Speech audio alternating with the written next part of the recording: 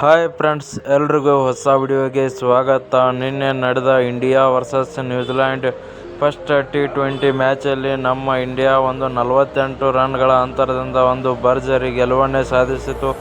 ಗೆದ್ದ ನಂತರ ನಮ್ಮ ಇಂಡಿಯಾ ಟೀಮಿನ ಕ್ಯಾಪ್ಟನ್ ಆಗಿರ್ತಕ್ಕಂಥ ಸೂರ್ಯಕುಮಾರ್ ಯಾದವ್ ಅವರು ಪ್ರೆಸ್ ಕಾನ್ಫರೆನ್ಸಲ್ಲಿ ಏನೆಲ್ಲ ಹೇಳಿದರು, ಹಾಗೆ ಯಾವುದರ ಬಗ್ಗೆ ಎಲ್ಲ ಚರ್ಚೆ ಮಾಡಿದರು, ಅದನ್ನೆಲ್ಲ ನೋಡ್ಕೊಂಬರೋಣ. ಅದಕ್ಕಿಂತ ಮುಂಚೆ ನೀವು ನಮ್ಮ ಚಾನಲ್ಗೆ ಹೊಸಬರಾಗಿದ್ದರೆ ಈಗಲೇ ಸಬ್ಸ್ಕ್ರೈಬ್ ಮಾಡ್ಕೊಳ್ಳಿ, ಹಾಗೆ ಪಕ್ಕದಲ್ಲೇ ಇರೋ ಬೆಲ್ ಐಕನ್ ಮೇಲೆ ಆಲ್ ಅಂತ ಕ್ಲಿಕ್ ಮಾಡ್ಕೊಳ್ಳಿ. ನಾವು ಯಾವುದೇ ಹೊಸ ವಿಡಿಯೋ ಅಪ್ಲೋಡ್ ಮಾಡಿದರೂ ಮೊದಲು ನಿಮಗೆ ನೋಟಿಫಿಕೇಶನ್ ಬರುತ್ತದೆ.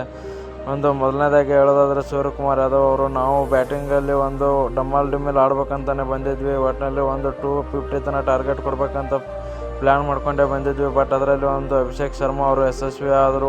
ಕೇವಲ 35ಗೆ 84 ರನ್ ಹೊಡೆದ್ರ ಮೂಲಕ ಡಮಾಲ್ ಡಿಮಿಲ್ ಬ್ಯಾಟಿಂಗ್ ಆಡಿದರು. ಹಾಗೆ ಅವ್ರ ಜೊತೆ ಸಂಜು ಸ್ಯಾಮ್ಸನ್ ಅವರು ಕೂಡ ಆಡ್ತಾರೆ, ಬಟ್ ಅವರಿಂದ ಅಷ್ಟೊಂದು ರನ್ ಕಲಿಯೋಕ್ಕಾಗಲ್ಲ. ನೆಕ್ಸ್ಟ್ ಹಾರ್ದಿಕ್ ಪಾಂಡ್ಯ ಅವರು ಕೂಡ ಚೆನ್ನಾಗಿ ಬ್ಯಾಟಿಂಗ್ ಆಡಿ ಹೋಗ್ತಾರೆ. 4, 6 ಆಗಿರ್ಬೋದು, ಬ್ಯಾಕ್ ಟು ಬ್ಯಾಕ್ ಹೊಡಿತಾರೆ, ಬಟ್ ಅವರು ಕೂಡ ಔಟ್ ಆಗ್ತಾರೆ. ಇಶಾನ್ ಕಿಶನ್ ಅವರಿಂದ, ಶಿವಮ್ ದುಬೆ ಅವರಿಂದ ಎಕ್ಸ್ಪೆಕ್ಟ್ ಮಾಡಿದಷ್ಟು ರನ್ಸ್ ಬರಲಿಲ್ಲ. ನಾನು ಕೂಡ ಇನ್ನೂ ನಿಂತು ಆಡಬೇಕಿತ್ತು.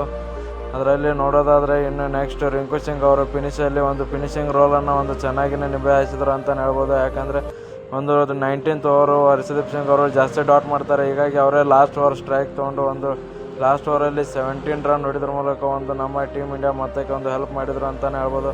ಹಾಗೆ ವಿಕೆಟಲ್ಲೂ ಕೂಡ ವರುಣ್ ಆಗಿರ್ಬೋದು, ಹರ್ಷದೀಪ್ ಸಿಂಗ್ ಆಗಿರ್ಬೋದು, ಶಿವಮ್ ದುಬೆ ಆಗಿರ್ಬೋದು, ಇವರು ಕೂಡ ಎಲ್ಲರೂ ಚೆನ್ನಾಗಿ ವಿಕೆಟ್ ಎತ್ತಿದ್ದಾರೆ ಅಂತಲೇ ಹೇಳ್ಬೋದು. ನನಗೆ ಖುಷಿಯಾಗಿದೆ ಎಂದು ಹೇಳಿದ್ದಾರೆ. ವಿಡಿಯೋ ಇಷ್ಟ ಆಗಿದ್ರೆ